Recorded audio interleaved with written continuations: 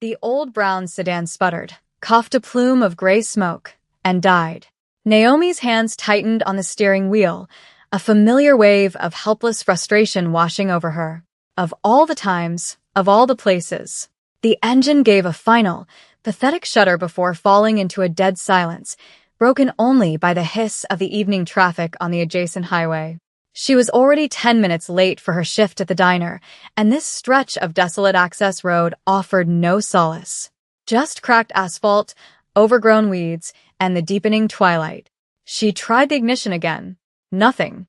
Just a defeated click. With a sigh that carried the weight of a dozen other small, relentless struggles, she rested her forehead against the cool plastic of the wheel. Another tow truck bill she couldn't afford. Another lecture from her manager. The universe, it seemed, had a cruel sense of humor. That's when the world behind her went dark. A shadow fell over her small car, so vast and complete it felt like a personal eclipse.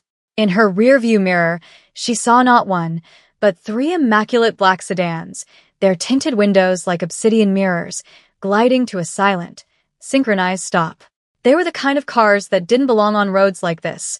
They belonged in movies, carrying men whose names were spoken in whispers. A cold knot of fear tightened in her stomach. This was worse than a breakdown. This was trouble.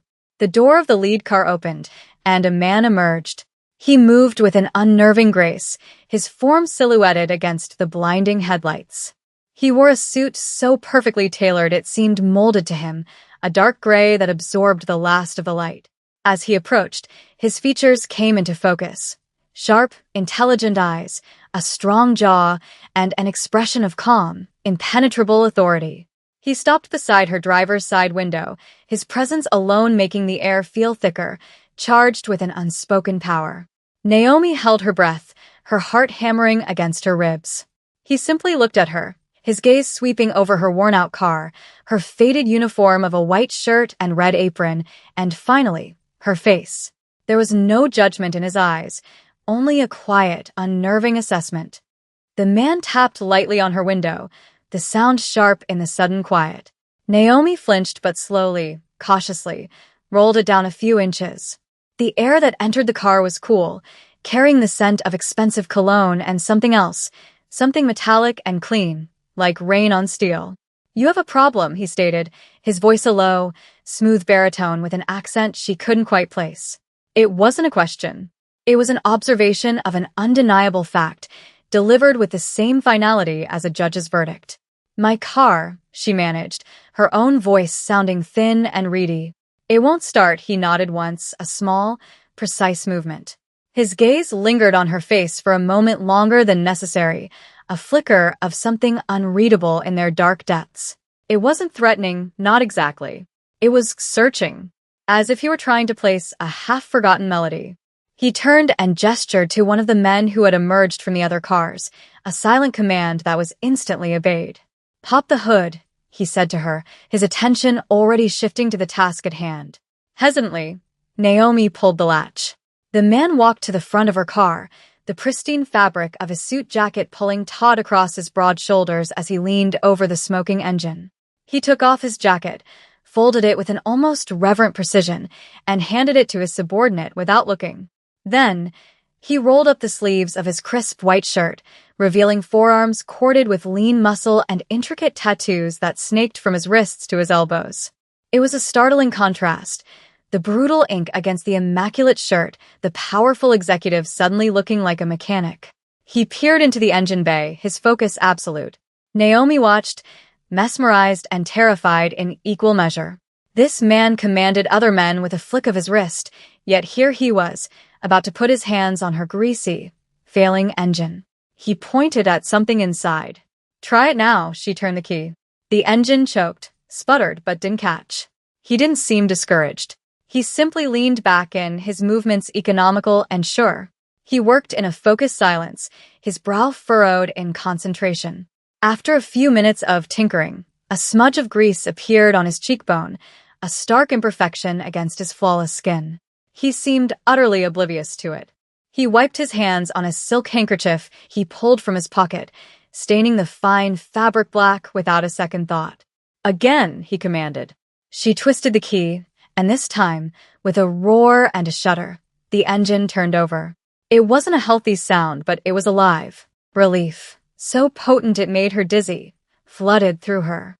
"Thank you," she breathed, looking at him through the windshield.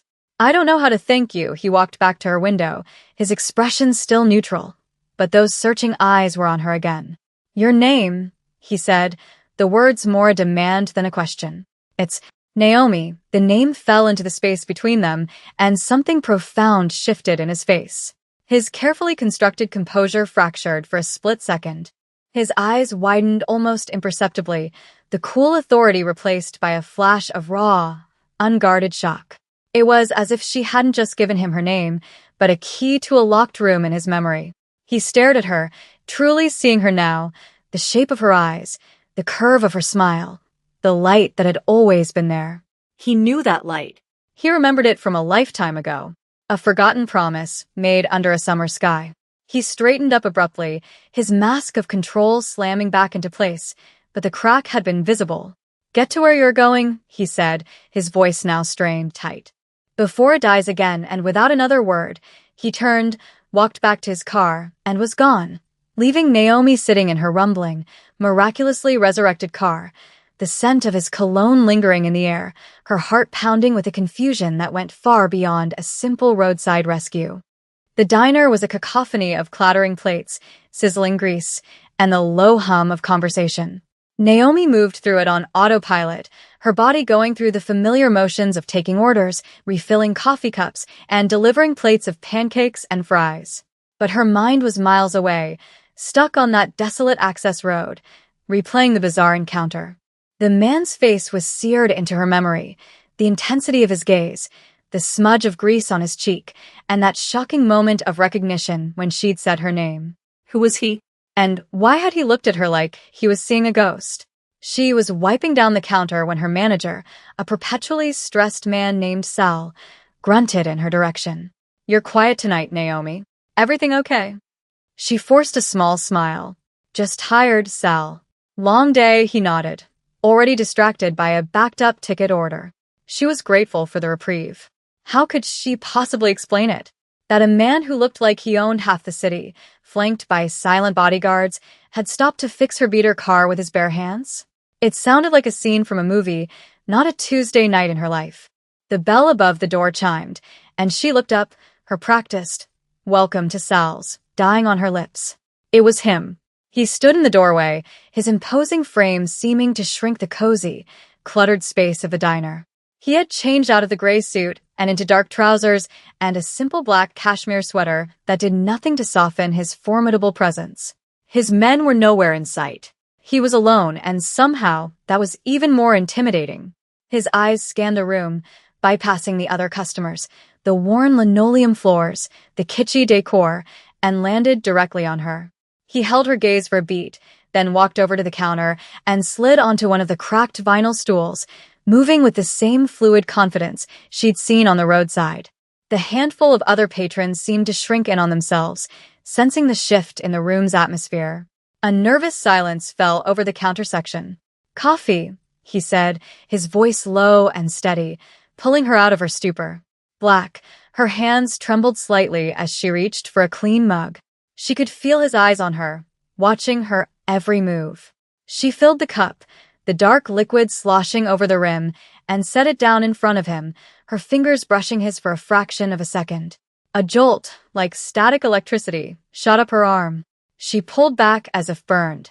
He didn't seem to notice, or if he did, he gave no sign. He simply wrapped his long fingers around the warm ceramic, his gaze never leaving her face. The silence stretched, thick with unspoken questions. He was waiting for her to speak, she realized. But what could she say? "Thank you for fixing my car? Who are you? Why did you look at me like you knew me?" The questions swirled in her head, a chaotic storm of fear and an even more unsettling flicker of curiosity. He took a slow sip of the coffee, his expression unreadable. "This is where you work," he observed, his gaze sweeping over the diner again, this time with a more discerning eye. He noted the faded paint, the slightly sticky counters, the warm, honest smell of fried food and cheap coffee.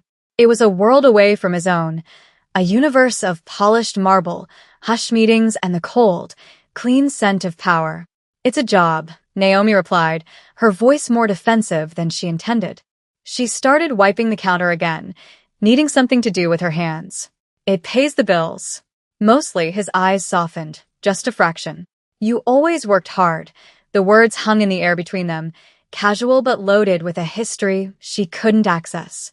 I'm sorry, she said, finally looking at him directly, her brow furrowed in confusion. Do I know you? A shadow of something, regret, perhaps, or a deep, old sadness, crossed his face. You did. A long time ago. We were kids, he paused, letting the information settle. My name is Jinwoo. The name meant nothing to her. She searched her memory, trying to connect this powerful, dangerous-looking man to any boy from her childhood. She came up with nothing. She must have looked as lost as she felt, because a faint, melancholy smile touched his lips. It was only for a year. My father was stationed here. We lived in the small blue house at the end of Maple Street, Maple Street. The name was a key, unlocking a dusty, forgotten corner of her mind. The Blue House. A quiet, serious boy with dark eyes who had moved in from another country. A boy who didn't speak much English at first, who sat alone at recess. A boy she had shared her lunch with, teaching him the names of her favorite cartoon characters. Jinwoo. Little Jinwoo, who had cried the day his family moved away, making her promise she would never forget him. Oh my God, she whispered, her hand flying to her mouth. The memories came flooding back in a rush of disjointed images, building a wobbly fort out of cardboard boxes, sharing a single popsicle on a hot summer day, his small hand in hers as they crossed the street. He had been her first friend, her closest confidant for one brief, sun-drenched year before he had vanished from her life as suddenly as he had appeared. And now he was here, a stranger in a man's body, sitting in her diner, looking at her with the same serious, watchful eyes she now remembered from all those years ago. The world tilted on its axis. The intimidating Mafia boss in the cashmere sweater dissolved, and for a fleeting moment, all she could see was the lonely little boy she had befriended. The shock rendered her speechless.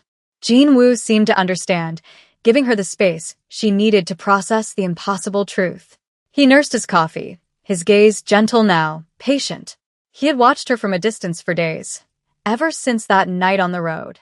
After leaving her, he had driven back to his sterile penthouse overlooking the city, the name, Naomi, echoing in his mind. He had summoned his right-hand man, Minjun, and given him a simple, urgent task: find out everything about the woman with the broken-down car.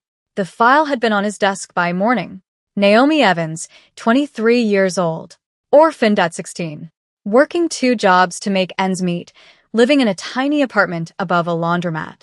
No family to speak of, no safety net, just a quiet life of relentless, dignified struggle. And a photograph from a school yearbook, a smiling girl with bright, hopeful eyes. His Naomi. The girl who had shared her crayons with him when he had none, who had defended him from bullies who made fun of his accent, who had made a strange, lonely country feel like home for a little while. The weight of the intervening years pressed down on him. While she had been fighting to survive, he had been dragged back to Korea and forged into the air of a powerful, ruthless organization. He had learned to be cold, to be calculating, to build walls of power and fear around himself so that no one could ever touch him. He had become a man she would never and should never know. Yet here he was. He had told himself it was just curiosity, a loose end from his past that needed to be tied. But as he sat there, watching the play of emotions on her face, disbelief, confusion, and then a flicker of dawning recognition, he knew it was more than that. It was a pull, an undeniable magnetic force drawing him back to the only time in his life he had ever felt genuinely safe, genuinely seen. I can't believe it's you, Naomi finally said, her voice barely a whisper. You look so different. He allowed himself another small, sad smile. We were 8 years old, Naomi. A lot has changed, an understatement of epic proportions. What are you doing here? Back in this city, she asked, her curiosity overriding her caution. Business, he said, the single word a neat, tidy box for a world of violence and shadows. My trip was extended. I didn't expect to. I didn't know you were still here. It was a lie, of course. He had known exactly where she was for the past week. But he couldn't tell her that. He couldn't tell her that he'd had his men watch over her from a distance, ensuring she got to and from work safely, that her car was discreetly replaced with a reliable, newer model that had appeared in her apartment's parking spot with an anonymous note saying it was a lottery win.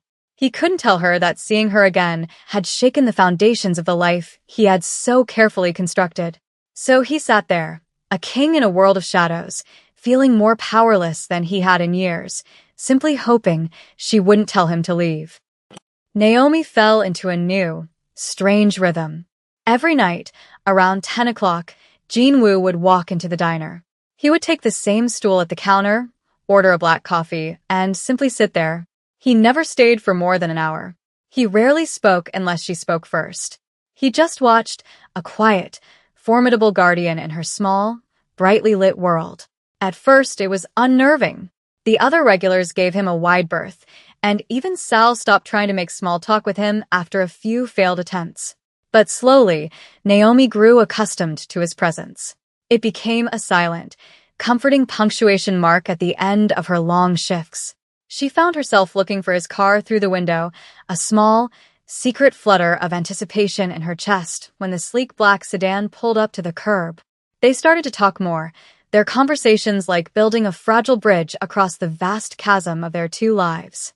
She told him about her dream of opening a small bakery someday, a place that smelled of cinnamon and warm bread, a place that was all her own. She spoke of her love for creating things with her hands, of the simple joy of seeing someone's face light up after tasting a pastry she'd made. He listened with an unnerving intensity, his dark eyes never leaving her face, making her feel as though her small, simple dream was the most important thing in the world. He, in turn, told her about his life in carefully curated snippets. He spoke of Seoul, of the relentless pace of his work, of the crushing weight of family expectations. He painted a picture of a successful but lonely businessman, a man trapped in a gilded cage. He never mentioned the violence, the fear he commanded, the blood that stained the money he earned.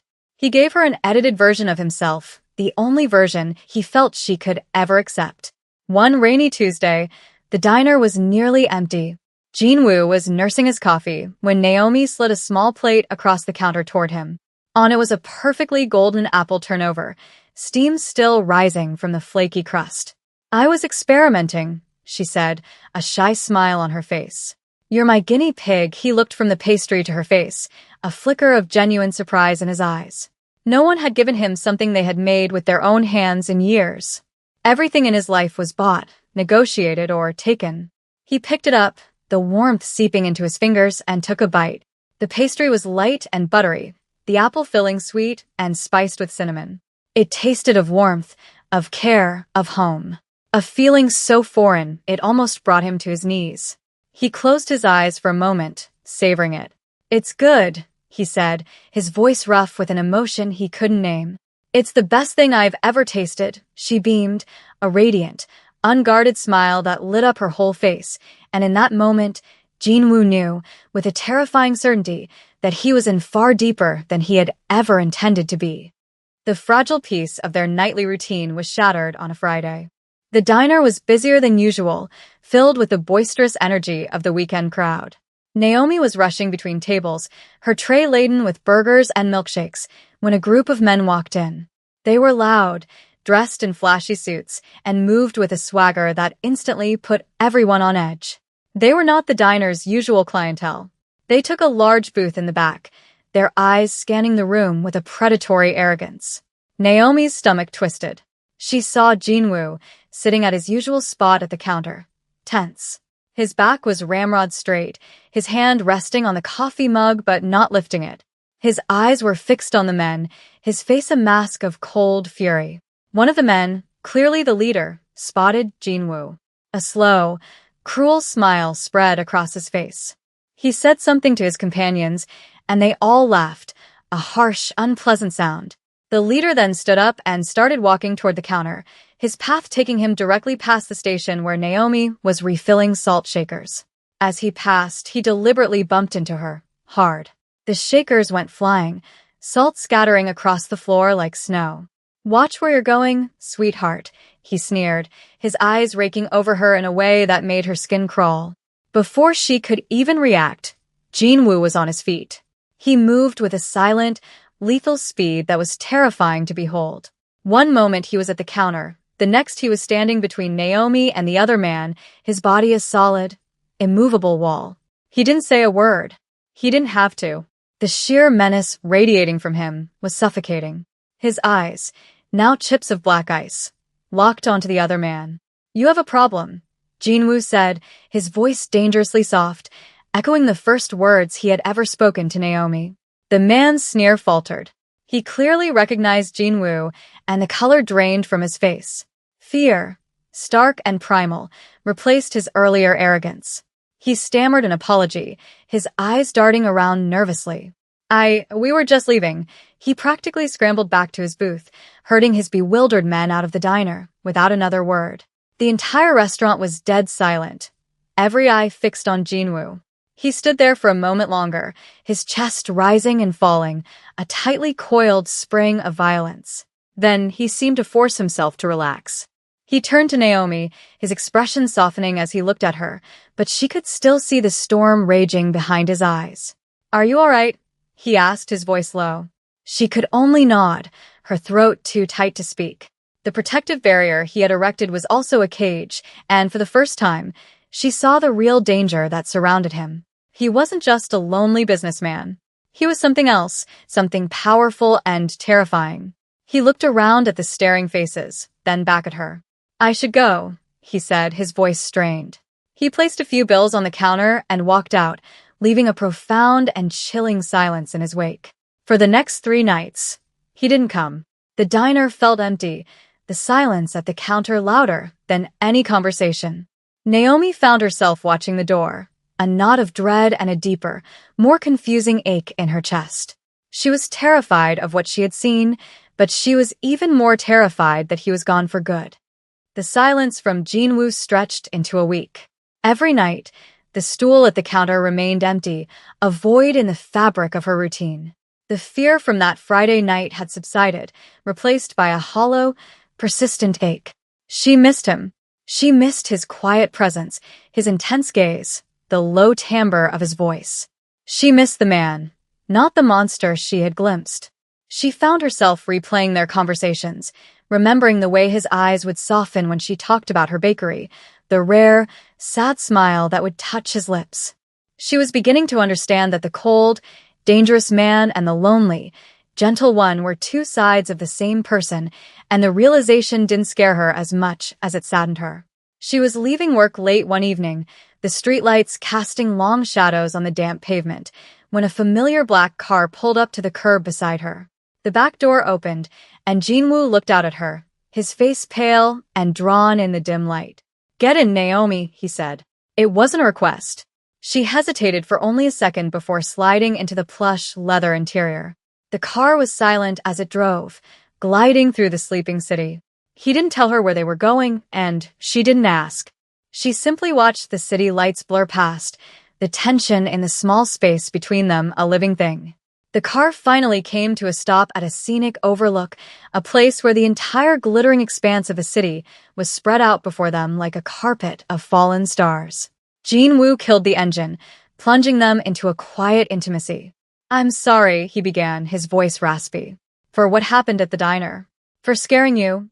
"Who are you, Jinwoo?" she asked, her voice quiet but firm. The truth, he was silent for a long time, his gaze fixed on the city below. The city he commanded, the city that was his kingdom and his prison.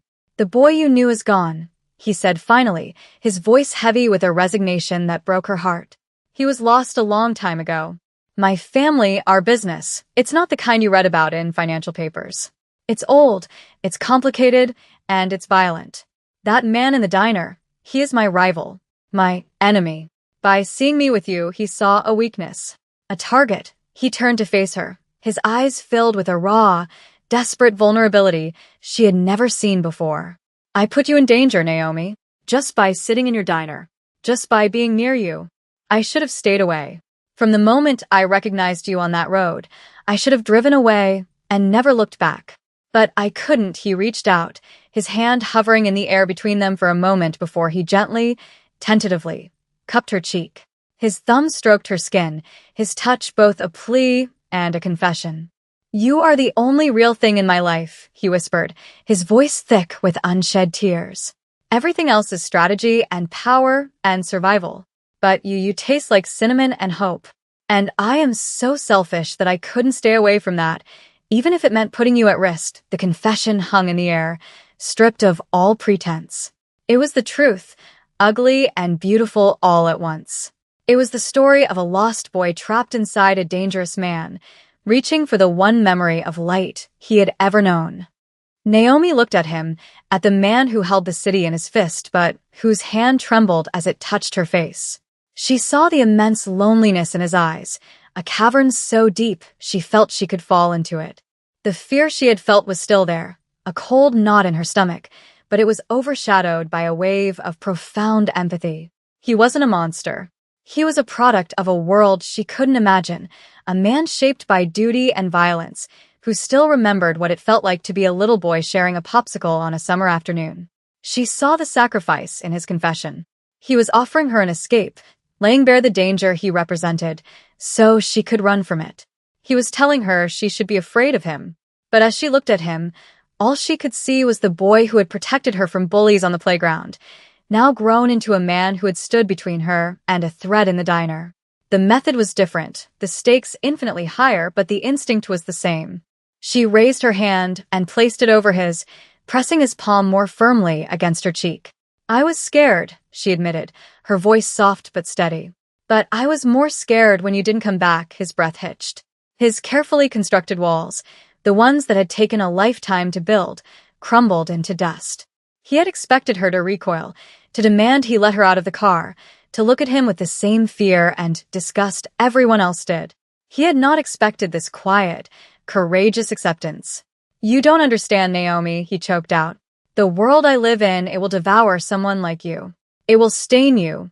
"Maybe," she said, her gaze unwavering. "Or maybe I can bring a little bit of my world into yours." It was a reckless, foolish thing to say, born of emotion rather than logic. But it was the truest thing she had ever said.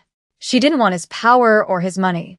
She wanted the man who looked at her like she was a miracle, the man who remembered a promise made by children. Jin-woo leaned in, his forehead coming to rest against hers. He breathed her in, the simple, clean scent of her, a stark contrast to the metallic tang of blood and fear that usually clung to him. For the first time in over a decade, he felt a flicker of peace. He felt home. "I don't deserve you," he whispered, a broken prayer against her skin. "You probably don't," she replied, a small, watery smile touching her lips. "But you found me anyway." He closed the small distance between them and kissed her. It wasn't a kiss of passion or demand, but one of profound, aching tenderness. It was a kiss that tasted of desperation and relief, of years of loneliness and the fragile, terrifying hope of a new beginning. It was the meeting of two worlds, not with a clash, but with a quiet, reverent surrender. In the silence of the car, high above the glittering, oblivious city, a lost boy finally found his way back. 6 months later, the air smelled not of expensive cologne or diner grease, but of yeast, sugar, and melting butter. The late morning sun streamed through the large front window of Naomi's Needs, illuminating the motes of flour that danced in the light. The bakery was small, intimate, with warm wooden tables and the gentle hum of a cooling rack full of fresh croissants. It was her dream, realized in brick and mortar. Naomi, her hands dusted with flour, was kneading a large ball of dough on a marble countertop, her movements rhythmic and practiced. She was so focused on her work that she didn't hear the bell above the door jingle. A pair of strong arms wrapped around her waist from behind, and a familiar chin rested on her shoulder. "It smells incredible in here," Jin-woo murmured into her ear, his voice a low rumble that sent a pleasant shiver down her spine. She leaned back against his solid frame, a contented smile on her face. "You're late for your lesson, Mr. Kwan." "This brioche won't knead itself," he chuckled, the sound warm and genuine. He looked different here. The severe suits were gone, replaced by soft jeans and a simple gray t-shirt. The constant tension that had once radiated from him had eased. The hard lines around his eyes and mouth softened. He was still formidable, still powerful. That would never change, but in this small, sunlit space, he was just Jinwoo. He reached around her, placing his large hands over hers on the dough. "Show me again," he said. "I'm a slow learner." She guided his hands, showing him how to fold and press, to feel the life in the dough. His touch was still so careful, so tentative, as if he were afraid of breaking something so simple and good. Their life was a delicate balance. His world still existed, a dark shadow at the edges of their new reality. There were still late-night meetings, hushed phone calls, and days when a grimness would settle over him that she couldn't penetrate. But he had built a fortress around her, around their life together. The men who had once been his intimidating guards were now discreet figures who watched the bakery from a distance, ensuring no threat ever crossed its threshold. He had carved out this small pocket of peace and light for them, and he defended it with the same silent ferocity he applied to the rest of his empire. He was learning to live in her world, just as she was learning to accept the existence of his. He loved watching her work, loved the focused, serene expression on her face as she created. He found a peace in the simple, honest labor of it that his own life had never offered. He had bought her this bakery, a grand gesture he had been nervous to make, afraid it would feel like a transaction. But she had accepted it with tears in her eyes, not as a gift of money, but as a gift of faith. He had given her a future, and she, in turn, had given him a present worth living in. As their hands worked the dough together, he turned his head and kissed the side of her neck. "I love you," he whispered, the words no longer feeling foreign or difficult. They felt as natural and essential as breathing. Naomi stopped kneading and turned in his arms to face him, dusting a small smudge of flour on his nose. "I love you, too," she said, her eyes shining. "Even if you are a terrible baker," he smiled, a real, unguarded smile that reached his eyes, and he leaned in to kiss her, the taste of sugar and the promise of a quiet, ordinary life on their lips. Fate had a funny way of working. It had separated two children, sent them down wildly different paths of hardship and power, only to crash them back into each other on a lonely road. It was a second chance neither of them had known they were waiting for, a quiet homecoming for two souls who had long ago promised they would never forget.